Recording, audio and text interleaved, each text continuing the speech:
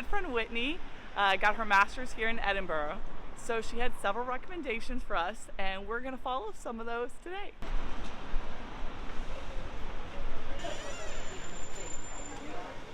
I don't want to lose more coffee.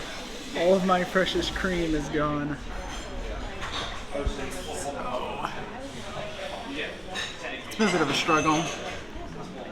My beautiful coffee table shakes a bit, and my coffee went everywhere.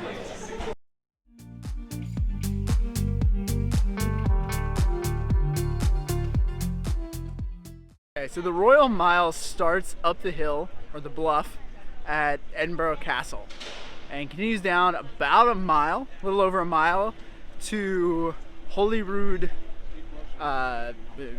Palace, I guess, which is the royal residence at the bottom of the hill. We're here at the end of festival, and so they're just taking down these bleachers that they set up for that month of August. They do a parade, a military parade here in front of the castle, and these stands hold about 9,000 people for that. So we just missed that, which we're a little bummed by, and it's blocking a bit of the views from up here, but we're still excited to check out the Royal Mile.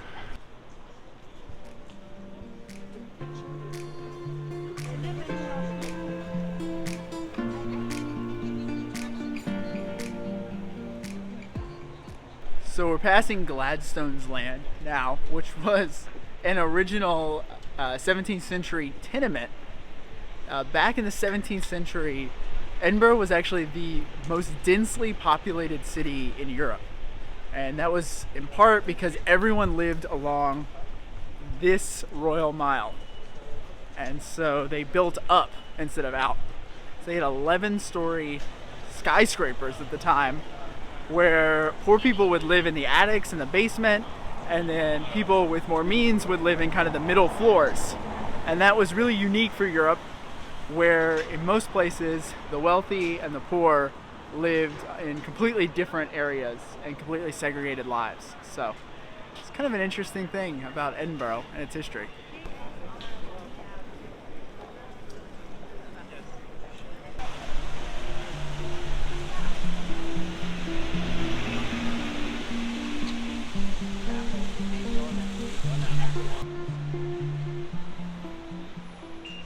So I had no idea that Dr. Jekyll and Mr. Hyde was actually based on a real person here in Edinburgh.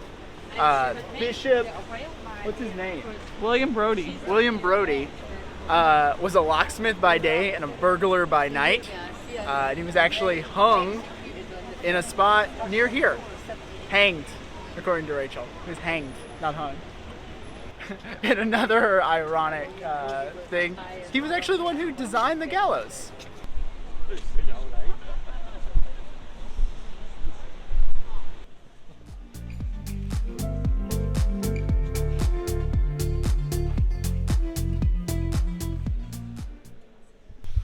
So we're just leaving St. Giles Church, and St. Giles is really at the center of the Scottish Protestant Reformation. This is where John Knox preached after its conversion from a Roman Catholic cathedral into a Protestant church, and it's still the flagship church of the Church of Scotland. Behind me is the old Parliament building. This is actually where the Scottish Parliament used to meet prior to the Act of Unification, which combined Scotland and England into the United Kingdom. There's actually a new Parliament building down at the bottom of the hill that we'll see in a little bit later, and that's where the Parliament meets now. And I think that was 1998 that Scotland got its own Parliament back. Prior to that, they were all meeting as one Parliament in England, in London.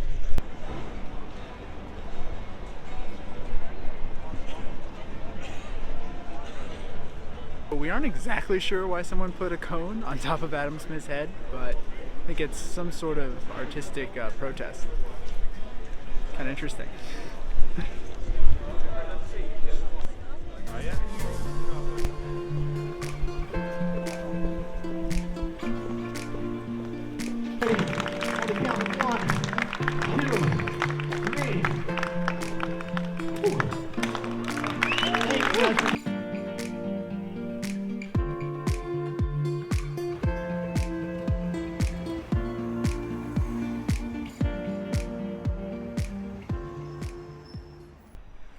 So we found Adam Smith's grave here at the Canongate Church.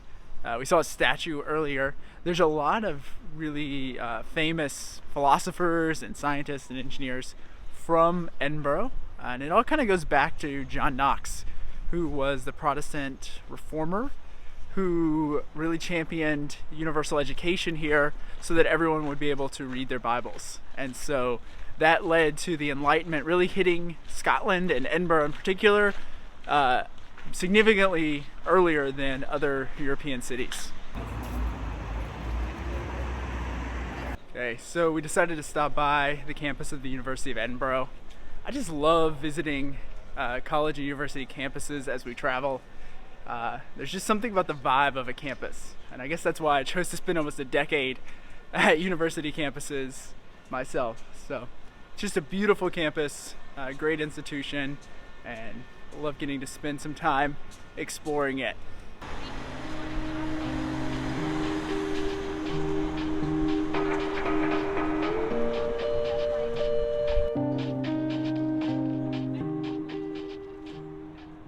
Alright, so we made it to the end of the Royal Mile. There's a cool palace.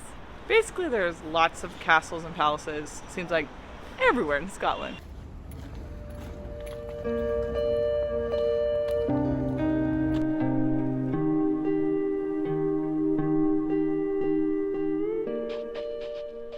So we're here at Calton Burying Ground, and they have this watchtower. And it turns out that back in the 1800s, people would rob graves to get corpses for the medical schools here. And so they actually would have a watchtower where people would watch over the graveyard at night and make sure people wouldn't steal your loved ones. I'm not making this up.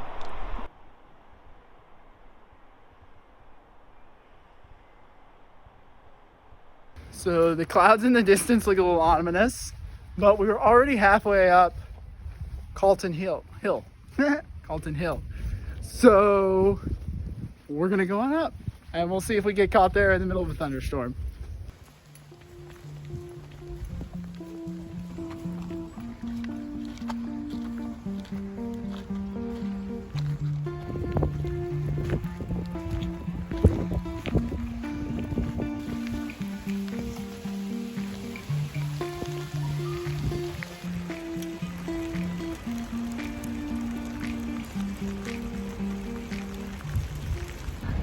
Enjoying Edinburgh in the rain. Been raining for a while. It's time to head back. We got a full rainbow. I don't think I've ever seen a rainbow that intense. Like, this is no filter. So bright. Ah! And it's a double. It was a very cool place to check out city views. Even with the rain, it was gorgeous. Highly recommend. And we got rewarded with a beautiful rainbow. Mm-hmm.